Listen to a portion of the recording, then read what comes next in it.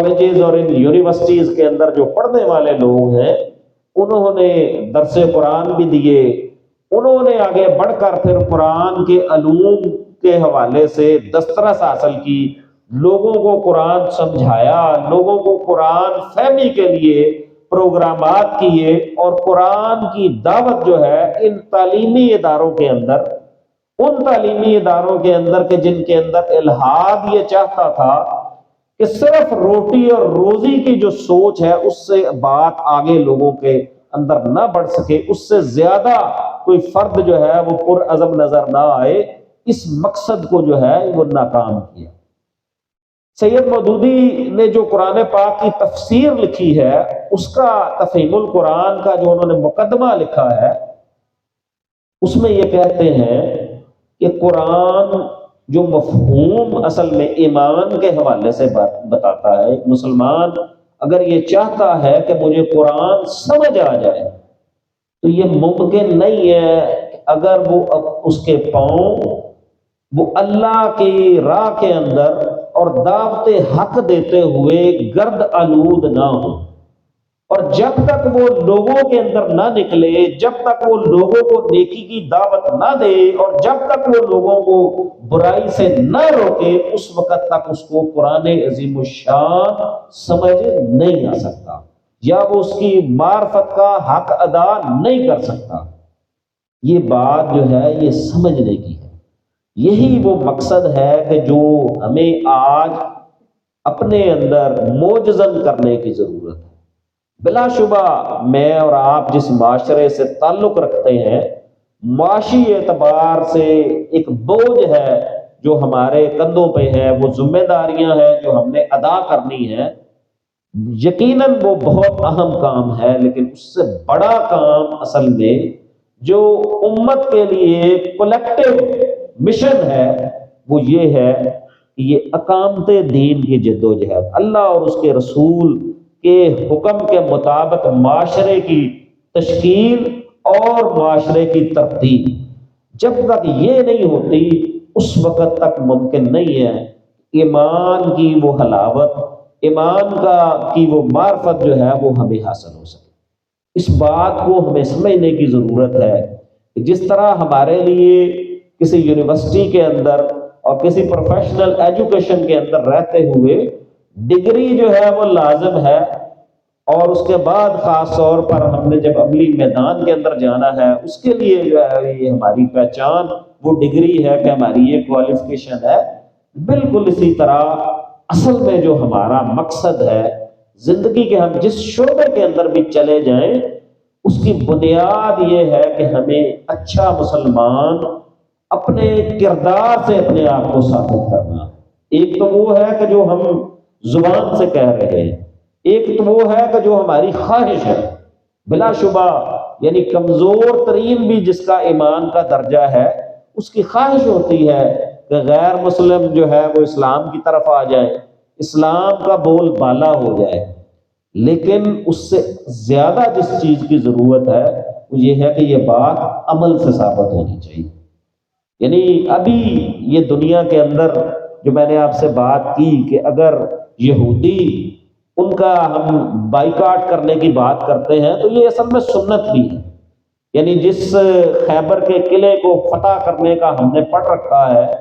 جو یہودیوں کے لیے بہت بڑا مرکز تھا، جب اس کی فتح نہیں ہو رہی تھی، وہ قلعے کے اندر اس حصار کے اندر بند تھے اور کافی دیر ہو گئی تھی اس حصار کے اندر، تو صحابہ نے کہا کہ یا رسول اللہ صلی اللہ علیہ وسلم نہ تو یہودی اس قلعے سے باہر آ رہے ہیں اور نہ ہم قلعے کے اندر جا پا رہے ہیں، تو پھر کیا کیا جائے؟ اللہ کے نبی صلی اللہ علیہ وسلم کے حکم پر پہلی دفعہ ایسا ہوا، ورنہ اس سے پہلے اللہ کے نبی صلی اللہ علیہ وسلم نے اگر کسی مارکے کے لیے صحابہ کو روانہ کیا ہے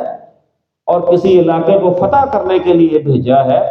تو پھر جو ہدایات دی گئی ہیں وہ یہ دی گئی ہے کہ ناحق کسی کو قتل نہیں کرنا، درختوں کو نہیں کاٹنا، اور اسی طرح سے باقی جو ہے وہ ہدایات کا، جو اپنے گھر کے اندر جو ہے وہ امان کے لیے درخواست کر دے اس کو کچھ نہیں کہنا، جیسا کہ فتح مکہ کے اندر بھی اللہ کے نبی صلی اللہ علیہ وسلم نے عام معافی کا اعلان کیا۔ لیکن یہ جب یہودیوں کے ساتھ معرکہ تھا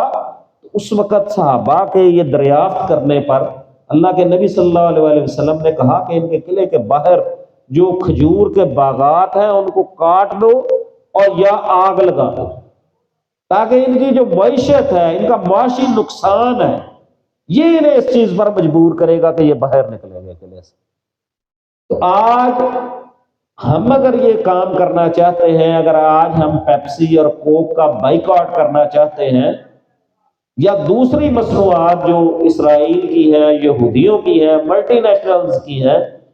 سچی بات یہ ہے کہ اس کا مقابلہ کرنے کے لیے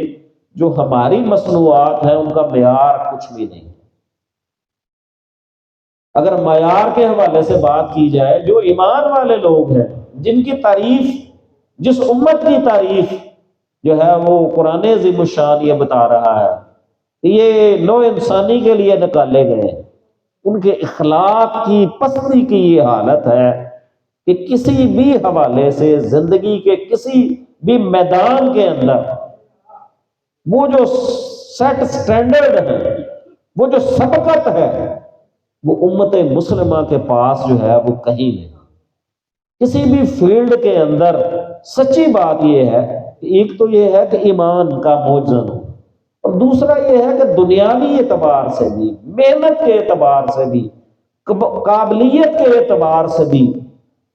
جن لوگوں کی اس وقت دسترس ہے دنیا پر، وہ غیر مسلموں کو۔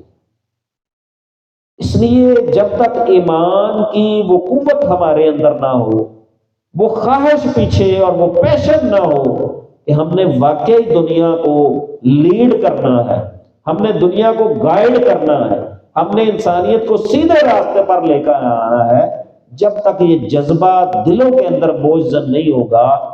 اقامت دین کی جدوجہد بھی ہماری کسی ترجیح کے اندر نہیں ہوگی، اس وقت تک یہ خواب محض خواب ہی رہے گا۔ اور یہ بات آج کے نوجوان کو، آج کے طالب علم کو زیادہ سمجھنے کی ضرورت ہے۔ پوری دنیا کو اگر ہم چھوڑ بھی دیں، اگر ہم اپنے ملک پاکستان کی بھی بات کریں، تو جو اس کی بھی صورتحال ہے، اس چیز کا تقاضا کر رہی ہے کہ ہمیں اپنی ذات سے باہر بھی کچھ سوچنے کی ضرورت ہے، اپنے اس ملک کے لیے کچھ کرنے کی ضرورت ہے، یہ جذبہ اپنے دلوں کے اندر پیدا کرنے کی ضرورت ہے۔ یہ جو ہم تعلیم حاصل کر رہے ہیں، یہ جو ڈگری ہم نے حاصل کرنی ہے، اس کا مقصد صرف روٹی اور روزی نہیں ہونا چاہیے، یہ بہت ہی کوئی چھوٹا مقصد ہو سکتا ہے۔ اگر ایک جانور، ایک پرندہ بھی اللہ تعالیٰ نے پیدا کیا ہے، اسے بھی پتا ہے کہ میں نے اپنا پیٹ بھرنا ہے، یا میں نے اپنی نفسانی خواہشات جو ہے یہ پوری کرنی ہے، اور وہ بھی یہ سارے کام کرتے ہیں۔ پرندے بھی صبح سے اپنے گھروں کو نکلتے ہیں، دانا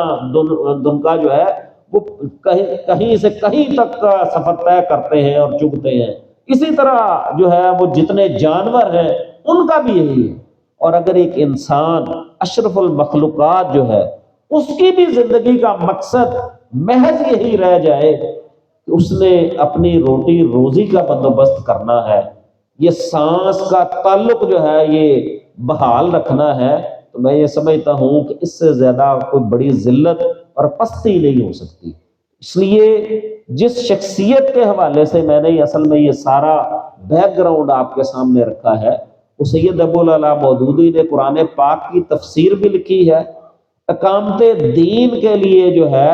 وہ طلبہ کے اندر بھی جو ہے وہ رہنمائی کی ہے، طلبہ کو بھی اس کے لیے کھڑا کیا ہے،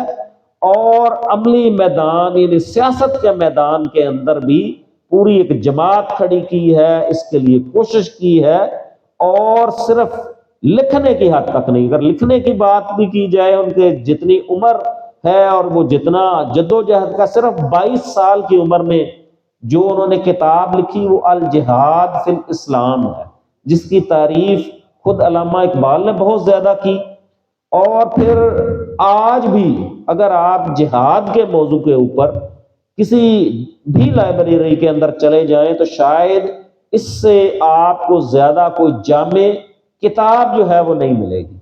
اسی طرح کچھ موضوعات، یعنی اگر ہم اسلامی ریاست کی بات کریں، اگر ہم اسلامی حکومت کی بات کریں، اگر ہم فریضہ اقامت دین کی بات کریں تو یہ اس طرح کی اصطلاحات ہیں کہ اگر آپ میں سے کوئی پولیٹیکل سائنس کا اسٹوڈنٹ ہو تو وہ یہ دیکھیں گے کہ یہ وہ ایسے موضوعات ہیں کہ جب تک سید ابو العلا مودودی کا کوئی ریفرنس نہ دیا جائے، ان کی بات نہ کی جائے، تو یہ وہ ایسے موضوعات ہیں کہ جن پر بات مکمل نہیں ہوتی۔ ان کی ساری زندگی اصل میں اس جدوجہد سے پہم ہے کہ جو انسانیت کا مقصد ہے، جو انسان کا مقصد حیات ہے، وہ روزمرہ کے معاملات اور ضروریات سے کہیں آگے بڑھ کر۔ اس لیے میری آپ سے گزارش یہی ہے کہ آپ بہت قیمتی لوگ ہیں، آپ عمر کے اس حصے کے اندر ہیں کہ جو زمانے کو بدل سکتے ہیں، جن کے اندر یہ قوت اور صلاحیت موجود ہے کہ وہ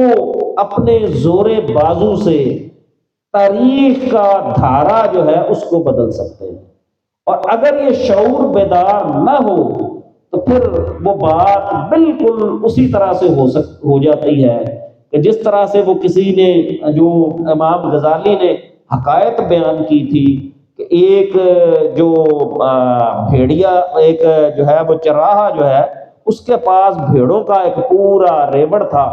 اور وہ جنگل کے اندر جو ہے ان کو وہ چرانے کے لیے لے کر جاتا تھا۔ کہیں سے اس کو شیر کا ایک بچہ جو ہے وہ مل گیا چھوٹا سا، تو وہ اس کو اپنے ساتھ لے آیا، تو وہ سارا دن جو ہے وہ بھیڑوں کے ساتھ ہی وہ شیر کا بچہ آتا اور جاتا،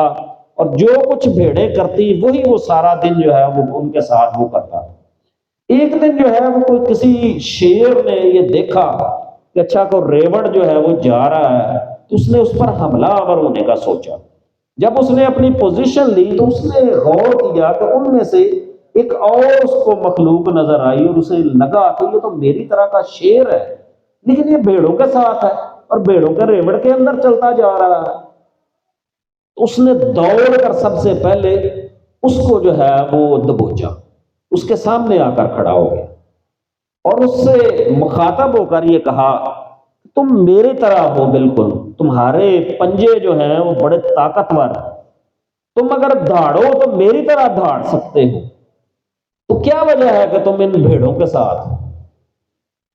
اس نے کہا کہ میں نے تو جو ماحول دیکھا ہے مجھے تو یہی نظر آیا کہ میں اس چرواہے کے ساتھ نکلتا ہوں، یہ بھیڑیں جو ہیں یہ ساری یہ بھی میرے ساتھ ہوتی ہیں، ہم صبح نکلتے ہیں، یہ باہر جو ہے یہ ہم گھومتے پھرتے ہیں، شام کو واپس جاتے ہیں، یہ چرواہا ہمیں بند کر دیتا ہے۔ پھر اس کو شیر نے بتایا کہ نہیں، تم وہ شیر ہو کہ جسے ان بھیڑوں کا ہی نہیں باقی جو ہے درندے جو ہیں ان کا بھی شکار کرنا۔ آج اصل میں امت مسلمہ کے ساتھ بھی جو مسئلہ ہے وہ یہی ہے کہ شیر کو یہ بتانے کی ضرورت ہے کہ تم شیر ہو، ورنہ ماحول، معاشرہ اور سوشل پریشر جو ہے وہ سارا اس کا نتیجہ یہی ہے کہ سارے لوگ بھیڑیں بن جائیں۔ نوجوان اس بات کا نہ سوچے، اس نے امت کو وہ اعزاز، وہ افتخار جو ہے وہ واپس دلانا ہے کہ جس کے لیے یہ امت پیدا کی گئی، جس کے لیے ہمیں یہ امتی بنایا گیا۔ اس لیے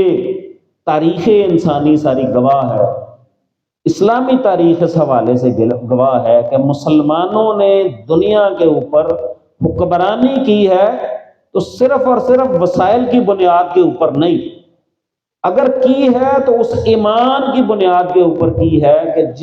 جس ایمان نے انہیں پھر فاتح بنایا ہے۔ اور یہ جذبہ اصل میں جو ہے زندہ رہنا ہی ہماری امت کی زندگی کی علامت ہے۔ اللہ تعالیٰ سے دعا ہے کہ اللہ تعالیٰ مجھے اور آپ کو یہ توفیق دے کہ ہم یہ جو عموم کی زندگی ہے اس سے نکل کر وہ خاص مقصد کہ جس کے لیے اس امت کی تخلیق کی گئی، جس کے لیے اس امت کو پیدا کیا گیا، اس مقصد کے لیے ہم کوشش کرنے والے بنے، یہ عزم ہمارے دلوں کے اندر موجزن ہو جائے۔ امت مسلمہ جو ہے اس کو دنیا کے اوپر راج کرنا ہے، یہ دین غالب ہونے کے لیے آیا ہے اور اس دین کو امت نے غالب کرنا ہے، امت نے اس کے لیے کوشش کرنی ہے۔ وما علینا الا البلاغ المبین۔